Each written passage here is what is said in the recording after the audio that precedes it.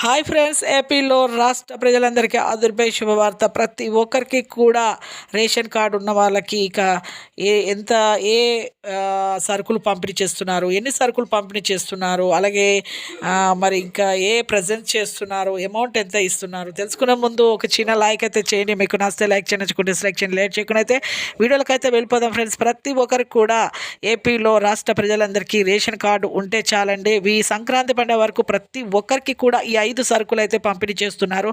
మరి బియ్యం అయితే 5 కేజీల బియ్యం అయితే మీకైతే రైస్ అనేది ఫ్రీగా పంపిణీ చేస్తున్నారు ప్రతి కుటుంబానికి. ప్రతి ఒక్కరికి కూడా కుటుంబంలో ఎంతమంది ఉంటే అంతమందికి ఒక మనిషికి 5 కేజీల బియ్యం చొప్పున ఫ్రీగా అయితే కుటుంబానికి ఎన్ని కేజీలు ఎంతమంది ఉంటే అంతమందికి అయితే పంపిణీ చేస్తున్నారు. అలాగే కందిపప్పు 67 రూపాయలు తక్కువ ధరకు, అలాగే అర కేజీ అలాగే కిలో చక్కెర కూడా పంపిణీ చేస్తున్నారు. గోధుమ పిండి పంపిణీ చేస్తున్నారు. రాగులు, జొన్నలు, సజ్జలు, కొర్రలు ఇలాంటి బలవర్ధకమైన ఆహారం కూడా పంపిణీ చేయడం జరుగుతుంది.